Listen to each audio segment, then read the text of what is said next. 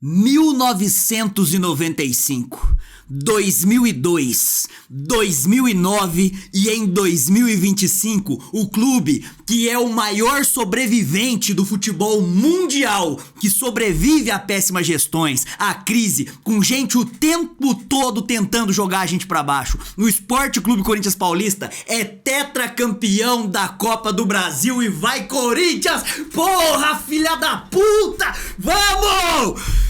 É isso aí, vamos começar aqui o melhor, o último e mais merecido pós-jogo dessa porra aqui, cara, que eu não sei por onde começar.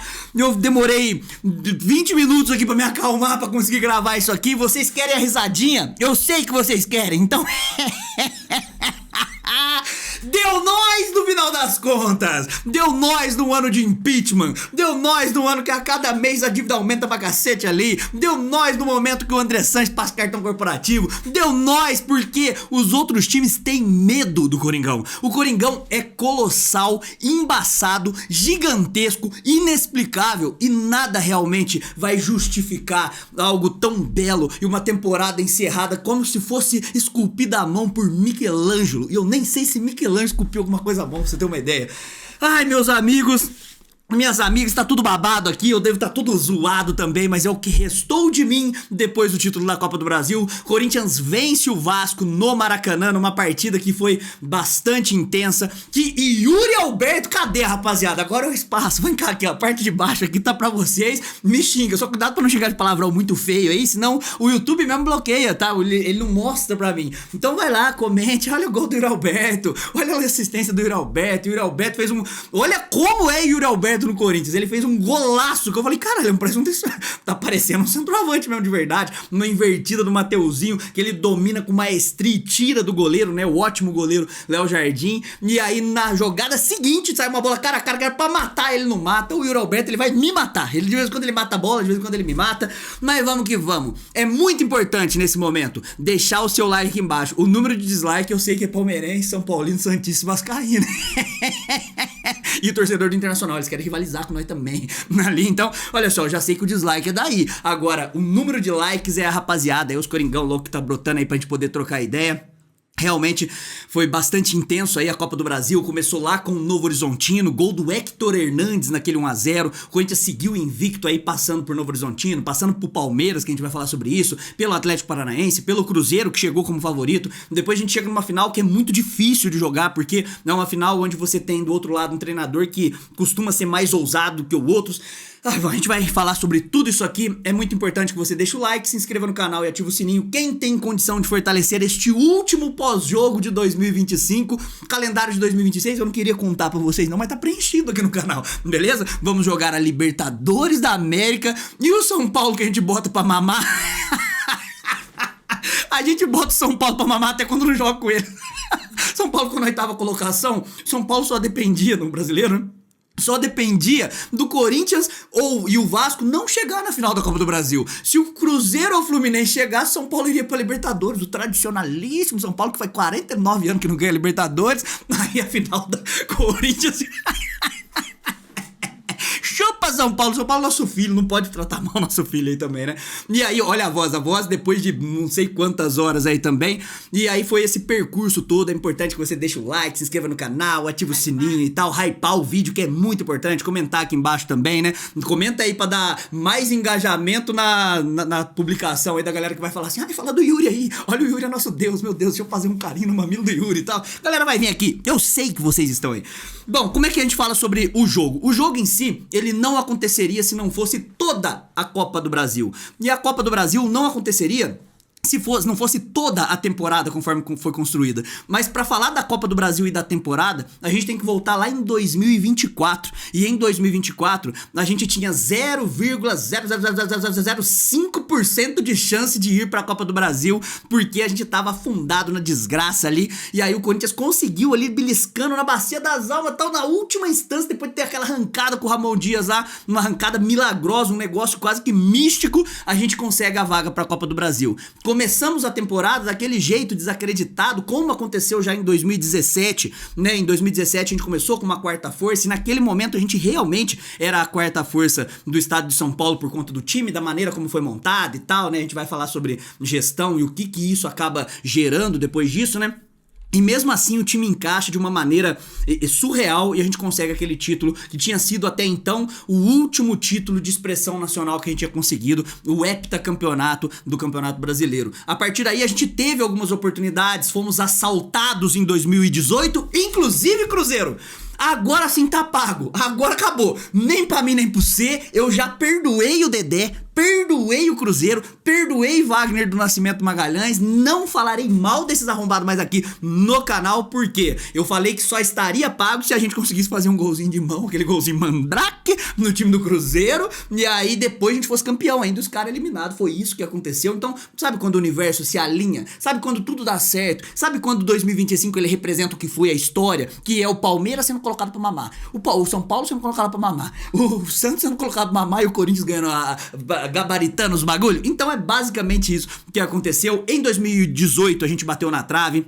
Em 2022, ainda com o Vitor Pereira, chegamos ali na final e aí também fomos assaltados. Flamengo, eu sei que vocês torceram pra nós hoje, foi muito bem-vinda a torcida, tá? União Florentias é a cabeça da minha caceta, tá? Não vem com esse papo aí não, que vocês ainda devem nós. E aí na Supercopa a gente vai se trombar, mas até lá tem muita coisa pra gente poder conversar. 2022, a gente por um detalhe chamado Fagner e Matheus Vital, então são dois detalhes, né? O Matheus Vital que chutou a bola lá no Cristo e o Fagner que chutou a bola na trave, como sempre perde pênalti aquele arrombado, perdemos o título.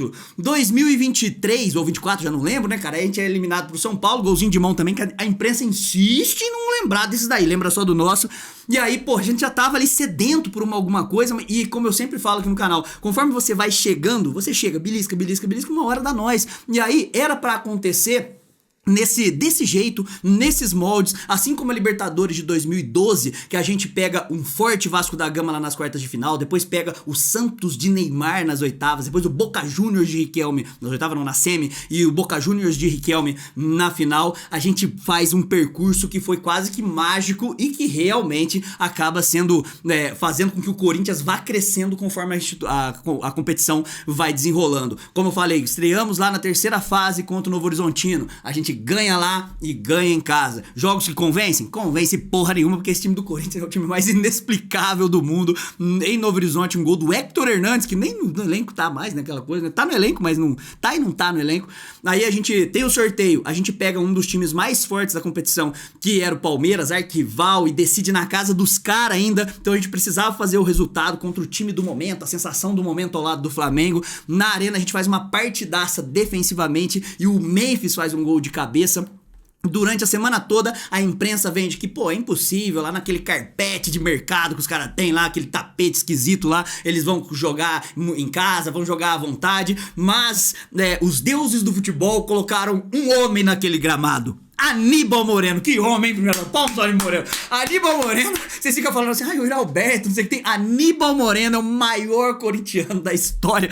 Aí, Aníbal Moreno resolve dar uma cabeçada na cara do Martínez. Que momento, meus amigos, que delícia que foi esse jogo, que deleite. Aí toda a estratégia de Abel Ferreira caiu por terra e o Corinthians enfiou mais duas cacetadas. Cacetada que a gente já tinha colocado no Palmeiras lá na final do Paulista. Foi só pra poder colocar ordem no universo, né? O universo é assim, ó, o Corinthians é um colossal, né? É um buraco negro que realmente tem toda a massa do planeta, de todos os planetas, e o Palmeiras é no máximo um satélitezinho, assim, aquela coisinha que fica ali, né? Só existe porque o Corinthians é gigantesco.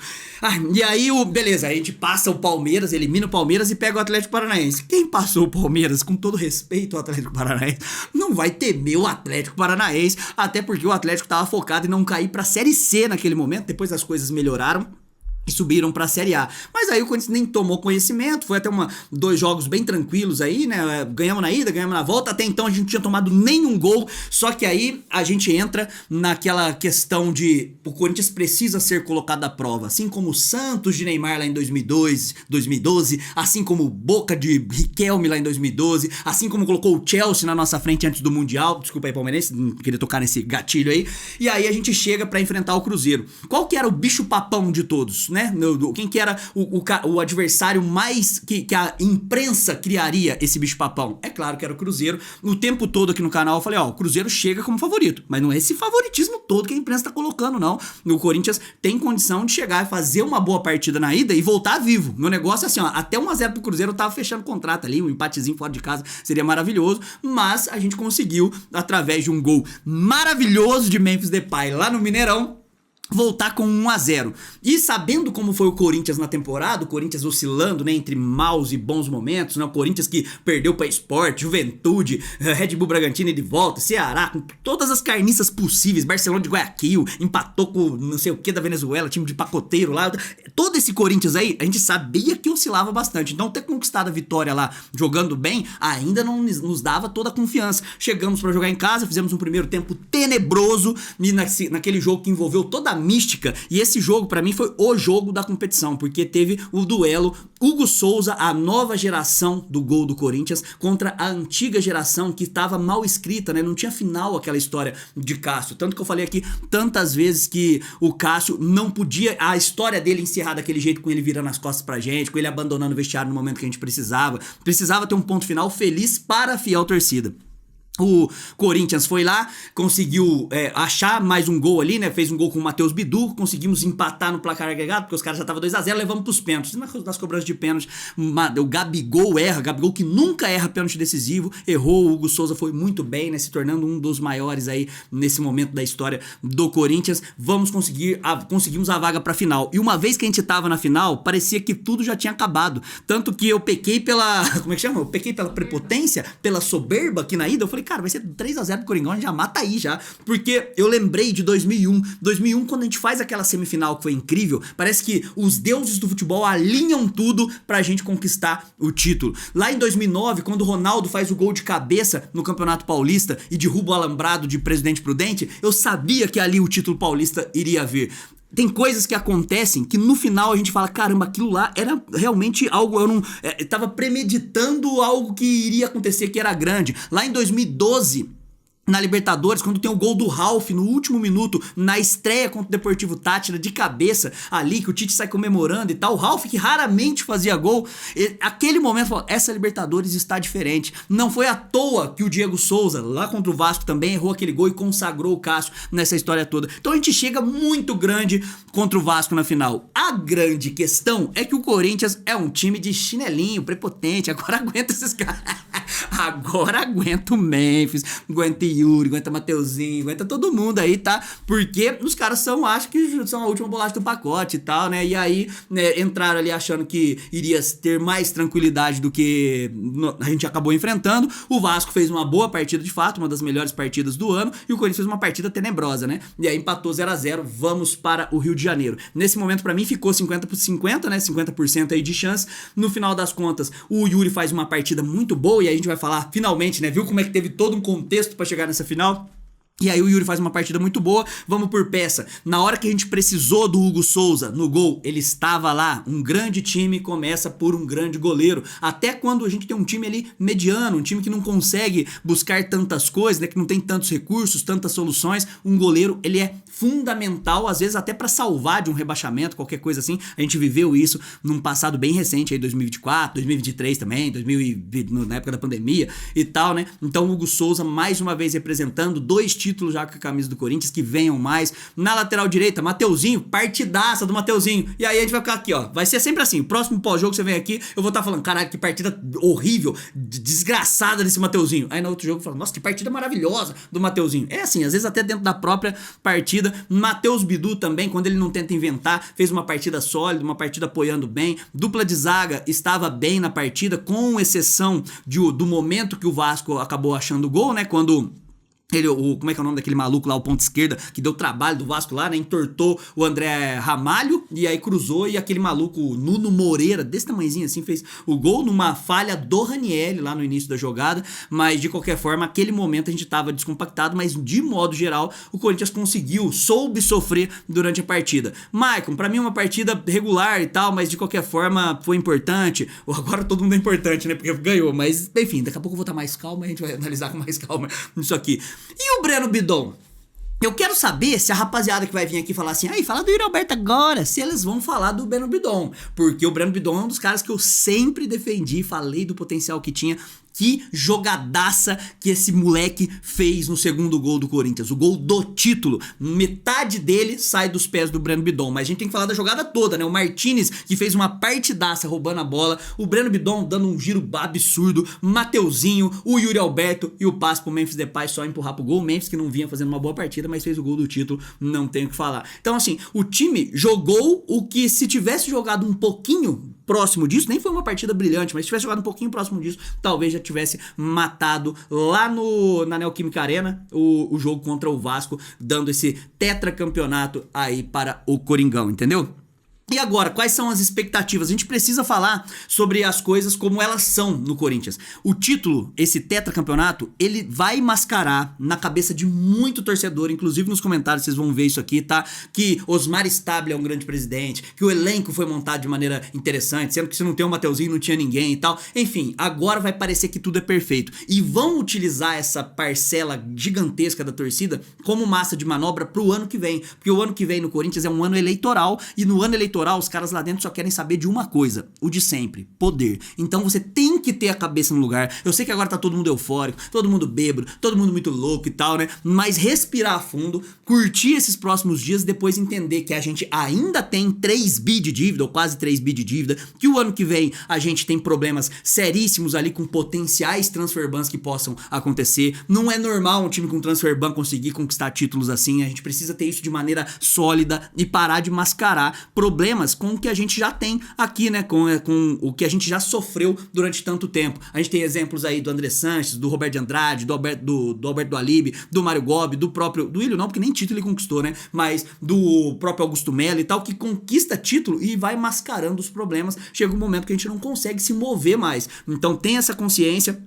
O ano que vem vai ser um ano bastante intenso de cobrança, tem que ser um ano de cobrança, tem que ser um ano que a gente tem que apontar os problemas, certo? É isso que precisa acontecer. Agora os próximos dias é curtir um título quase que improvável muitas vezes, botar São Paulino pra mamar, botar Palmeirense pra mamar mesmo na zoeira, porque o São Paulo queria ir pra Libertadores, o tradicional São Paulo queria ir pra Libertadores. Eu não vou dar nem nota aqui, eu acho que eu tô até estourando o tempo, né? Eu não queria fazer muito longo, porque eu queria fazer uma live nos próximos dias aí sim falando com detalhes do título, dessa história. O Vasco é muito freguês, né, meu Deus do céu, como o Vasco é freguês. O Vasco é freguês de dar raiva. Quando você olha assim, você fala, caralho, mas você não consegue, né? Você não oferece nenhum tipo de reação pra nós, né? Historicamente, a gente lembra lá de 1995 que a gente bateu 5-0 com hat-trick do Viola. Em 2000, campeão mundial em cima dos caras. Em 2009, tirando os caras, depois sendo campeão na Copa do Brasil. Em 2012, botando os caras pra mamar de novo no Pacaembu, e aí consagrando o Cássio pra aquela Libertadores. Se o Vasco vier jogar o Campeonato Paulista, ele vai ser visto do Corinthians toda hora. Se o Corinthians jogar o Campeonato Carioca ali, vai ter que disputar com o Flamengo, porque o Vasco é insignificante praticamente pro Corinthians. Enfim, eu dei uma desabafada aqui, né? Nossa, cara, e o pior, o Mateuzinho com o microfone ligado, né? A gente tava assistindo aí pela Rede Globo, né, cara? O Mateuzinho com o microfone ligado, aí os caras aplaudindo, né? Pô, momento fofo de fair play. Momento fofinho de fair play. Aí o Mateuzinho falou assim, tá bom, vice, mais um vice aí pra você. Caralho, muito arrombado. Demais eu falo, esse elenco é foda. Agora é curtir o final de ano. Aqui no canal os conteúdos vão continuar. Não sei se você já deixou o like nesse vídeo aqui, que é fundamental. Então clica no joinha, se inscreva no canal, ativa o sininho. Quem pode fortalecer financeiramente tem sempre a nossa chave Pix aqui, que é o que faz a gente sobreviver aqui no canal. A galera aí que vai vir falar do Yuri Alberto, pô, é óbvio que eu torci para o Corinthians e não para o Yuri Alberto ou contra o Yuri Alberto, né, cara? É sempre o Corinthians acima de todo mundo aí. O Yuri Alberto é uma partida assim, que essa partida foi muito importante, né? Mas é uma partida assim, 39 daquelas lá carnicenta e tal, mas bem, enfim, né? Que bom. Então vocês que estão aí comentando sobre isso também fortaleçam, porque é o que faz a gente estar aqui e dar a opinião, a minha opinião assim, de maneira transparente, honesta, às vezes opinião boa, às vezes ruim, né, no seu ponto de vista, mas seguimos nessa jornada. Não vou dar nota pros jogadores, que pra mim o título é a nota de todo mundo, entendeu? Então, a gente pode apontar alguns responsáveis por esse título aí. E pra mim, Hugo Souza, responsável principal, né? Ele que ajudou na classificação pra gente chegar na final. Mateuzinho fez uma boa, né, no geral ali, uma boa Copa do Brasil. Matheus Bidu também foi importante, fez o gol que levou a gente pros pênaltis na semifinal contra o Cruzeiro do Cássio. O Raniel oscilou entre bons e maus momentos. Duas boas partidas em momentos grandes do Martínez, né? Na ida contra o Cruzeiro e agora na volta contra o Vasco. Então tem caras aí, o Yuri Alberto que fez o gol agora, né?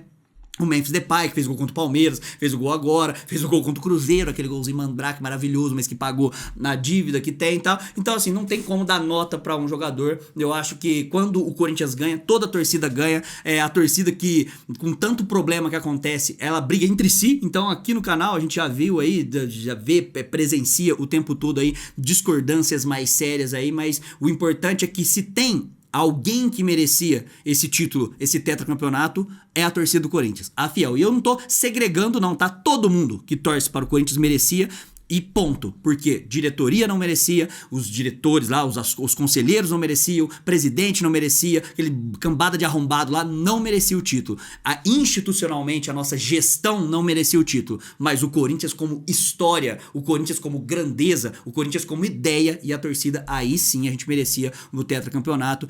E vamos respirar fundo, tentar cobrar para que 2026 tenha um planejamento melhor, um planejamento mais trabalhado e que a gente comece o ano já de maneira consciente para não ficar aí capengando, correndo riscos e vá melhorando daqui pra frente. Vai entrar uma boa grana agora, hein, primeira dama? Boa grana. Mais de 70 milhões. A torcer pra rapaziada não ir pra Fernando de Noronha, comprar uns Tadalinha, confundir o cartão. Ai, confundi a senha. Ai, eu confundi a senha, né? Então, tem que ficar de olho nesses caras aí, porque na hora que pinga o dinheiro, a gente não sabe, né, Fernando? Pinga o dinheiro, de repente os caras tá lá em Tibau do Sul, a gente nem vê, né, cara?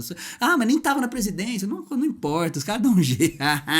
Esses caras aí é malandro pra caramba. Quanto tempo deu esta bodega aqui? 21 minutos, tá excelente, tá? Muito obrigado a todo mundo que acompanhou aí todos os nossos pós-jogos, né? Brotem aí nas lives, nos outros conteúdos que a gente vai trocar ideia aqui e pouco a pouco a gente vai se adaptando à ideia de ser tetracampeão da Copa do Brasil e vai voltando à nossa programação normal. Muito obrigado, deixa o like, tá? Comenta aí, tá? Até a próxima. Vai Corinthians e contra rival, é poucas ideias, tamo junto. E cadê a bandeira? Cadê a bandeira? Não, vamos encerrar com a bandeira, cadê a bandeira? Bandeira ficou tudo amassado aqui. Cadê? Não pode estar de ponta cabeça, que de ponta cabeça é protesto, tá certo, primeira dama? Olha aqui, vamos fazer aquilo lá, né? Aquilo lá de sempre aqui, né? Que a gente pega aqui e faz... Falou, rapaziada, é nóis e vai Corinthians, tetracampeão da Copa do Brasil.